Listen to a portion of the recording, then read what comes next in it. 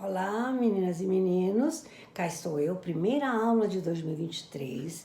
Esperamos que este ano seja um ano de paz, de saúde, de confraternização entre todos nós e toda a humanidade, tá bom? Bom, essa primeira aula que eu estou gravando, lógico que depois eu vou dá-la presencialmente. E essa aula eu resolvi, voltar a um tema que eu falei assim por alto há uns 8 ou 9 meses, está gravada. O tema era complexos e síndromes, tá? E nesta aula, agora nessa primeira aula de 2023, resolvi retomar o tema síndromes, que a meu ver ficou incompleto, tá bom?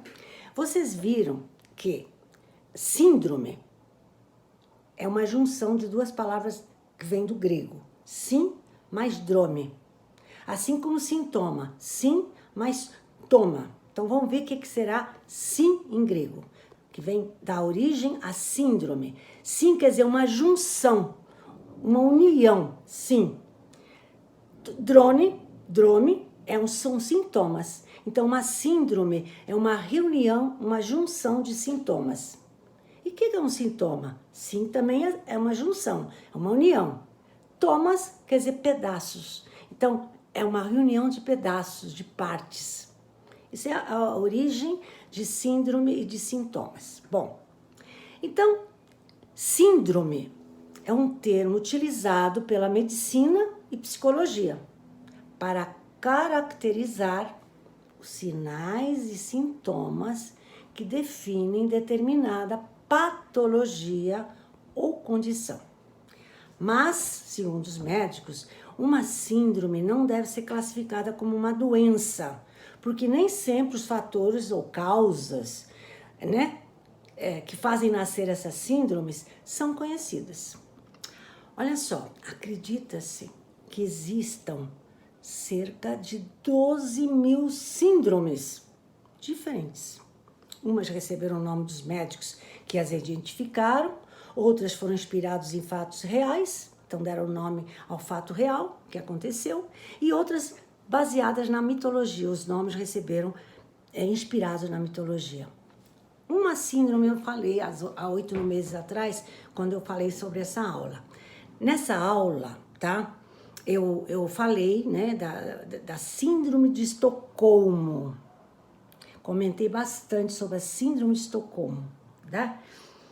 Vocês viram que essa síndrome, quem rever a aula vai ver, se denominou síndrome de Estocolmo em referência a um famoso assalto a um banco ocorrido em 1973 em Estocolmo, capital da Suécia.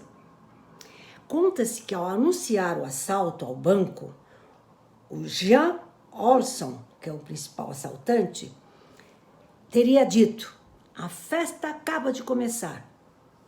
E realmente a festa começou, que vai durar 6 longos dias.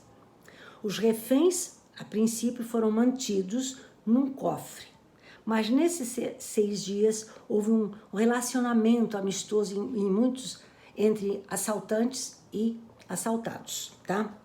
Bom, nesses 6 dias, as atenções do mundo voltaram-se a partir desse dia para a Suécia, para acompanhar o desdobramento desse assalto. Ficou famoso. E esse acontecimento entrou para a história devido aos fortes laços que se formaram entre os reféns e os assaltantes. Esse fenômeno psicológico passou então a ser chamado de Síndrome de Estocolmo. Pra vocês terem uma ideia, no 6º dia desse assalto, a polícia soltou gás lacrimogêneo para acabar com esse assalto. E os assaltantes tiveram que se render, não podiam respirar. Mas os reféns se negaram a sair antes de seus sequestradores.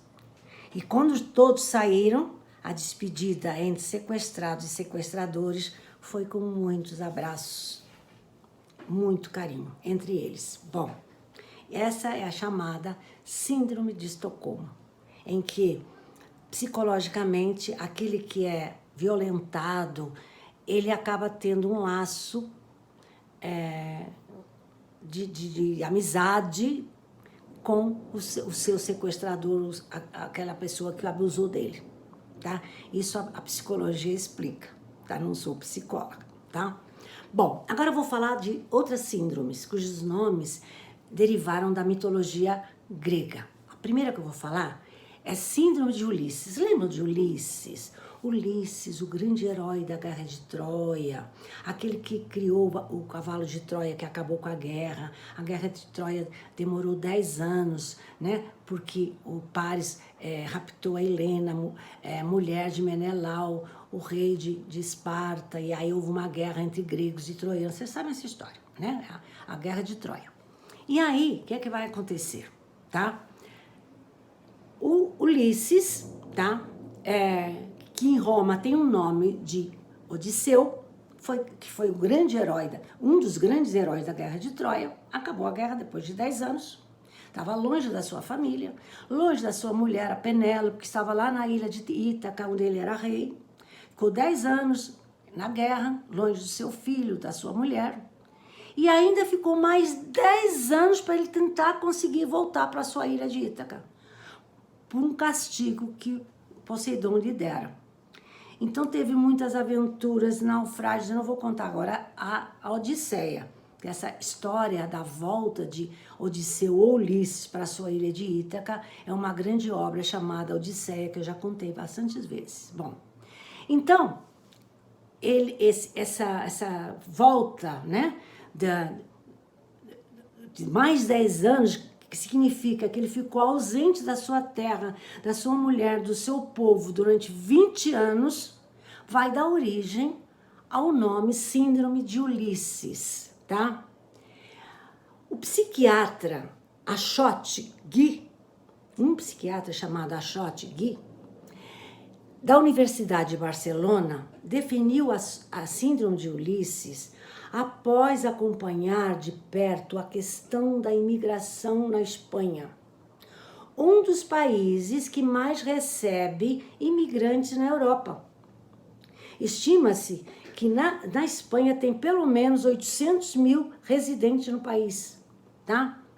Bom, algumas pessoas, vocês sabem, migram porque desejam, mas outras são obrigadas a emigrar por causa das guerras do seu país. No final de 2019, os deslocamentos à força para outros países computaram 80 milhões de pessoas. E segundo Geomar, um psiquiatra, esses imigrantes refugiados são como uma planta com raízes a milhares de quilômetros de distância do seu caule e das suas folhas. Olha só que imagem bonita. Esses imigrantes refugiados são como uma planta com raízes a milhares de quilômetros de distância deles, do seu caule e das suas folhas. É que deveria ter sentido Ulisses, deveria ter sentido isso Ulisses quando ele ficou 20 anos longe das suas raízes, da sua Ítaca. Por isso que deram um nome de Síndrome de Ulisses. Ficou 20 anos, 10 na guerra e 10 tentando voltar. Essa é a Síndrome de Ulisses, tá? Baseado na mitologia grega, o nome. E tem a Síndrome de Penélope, a esposa de Ulisses, que também ficou 20 anos longe do seu marido, com um filho, tendo que lutar com os pretendentes ao trono, achando que ele já tinha morrido o marido. Bom, Penélope, o símbolo da fidelidade. Ela que teve pretendentes para casar de novo, que diziam para ela, teu marido morreu, o Ulisses morreu, e ela não acreditava e ela queria esperar pelo marido. Então, a Síndrome de Penélope, tá? É descrita como símbolo da fidelidade por ela viver 20 anos como uma esposa, como uma esperando, como uma espera que parecia eterna. Eternamente ela ficava esperando o marido, não querendo casar, mesmo que o pai querendo obrigá-la a casar. Essa síndrome de Penélope é a síndrome da pessoa que está numa eterna espera. Olha só. E essa história também é associada, segundo especialistas, pelo seguinte, porque o pai queria que ela casasse. Ah, teu marido morreu, você vai casar. Então, o que ela fez? Começou a tecer um sudário de dia, que dizia que era um sudário para envolver o corpo do sogro quando ele morresse, que era comum naquela época, e quando terminasse esse sudário, ela casaria. Aceitaria um pretendente. Mas ela não, na realidade, ela não ia aceitar. Por quê?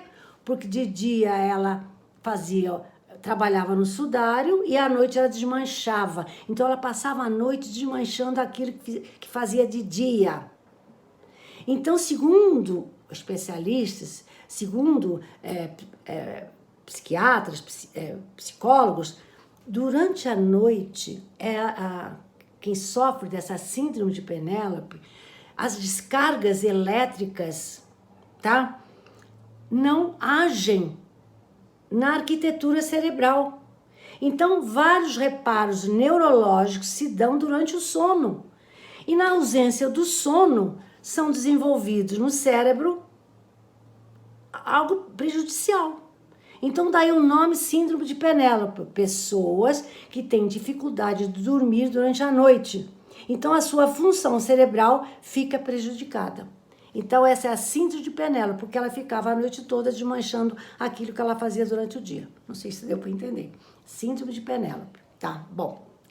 E agora tem a síndrome de Cronos, que eu vou falar.